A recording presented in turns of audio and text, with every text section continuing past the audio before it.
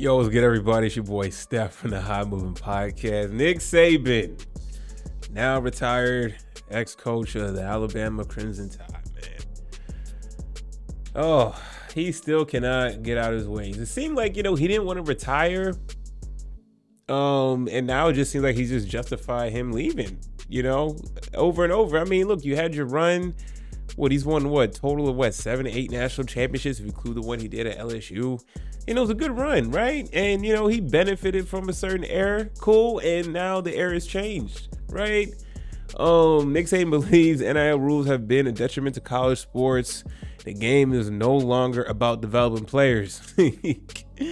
All the things that I believed in for all these years, 50 years of coaching, no longer exist in college athletics. Well, he's not lying. He's right. But to him to talk about it, so what? Right? I mean, for many, many years, the college players, they got room, board, tuition and stuff like that. But the school benefited massively from having the star athletes come to their program knowing the other schools can't compete. Right? So now with NIL and which schools can generate money, and NIL is nothing new. I mean, players were getting money back behind the scenes for a long, long time, right? It's just now that there's a business model to it now,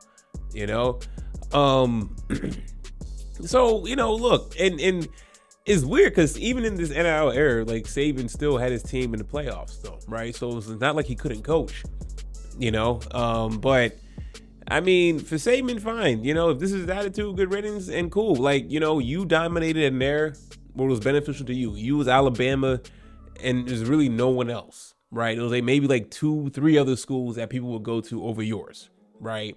And that was about it, okay? You were the NFL pipeline.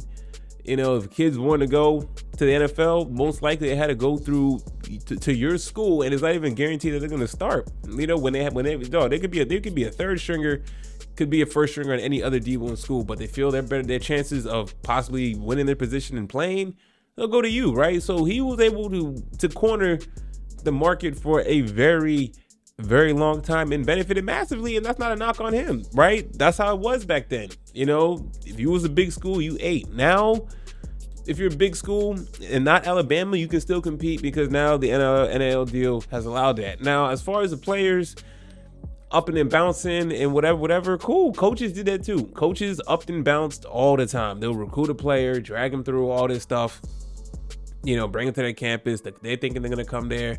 They get there. Before you know it, you're already gone. Before the season starts or after the next season, you're already taking a job somewhere else, right? And if the kid wants to transfer, he has to sit out a whole season before he can play again, which is crazy. Is this cranky old man syndrome? This is what it seemed like to me, but you retired, right? He got to retire at the high, being in the college playoffs. You didn't win the championship, but you was in it. That win against Georgia was remarkable. What you were able to do with that team and stuff like that. So, Nick Saban, we should be talking about Nick Saban and what he's done as opposed to just all these bitter comments about the NIL and players change. The coaches change, the money they get, they up and bounce and stuff like that. The moment that the players get any level of power, it becomes a problem, right? That tends to be a common theme is when the little guys get any kind of leverage, then, it becomes a big deal for guys like a Nick Saban, though. Anyways, though, man, let me know what y'all think about all this, man. Thanks for watching. Please like, subscribe. I'm out.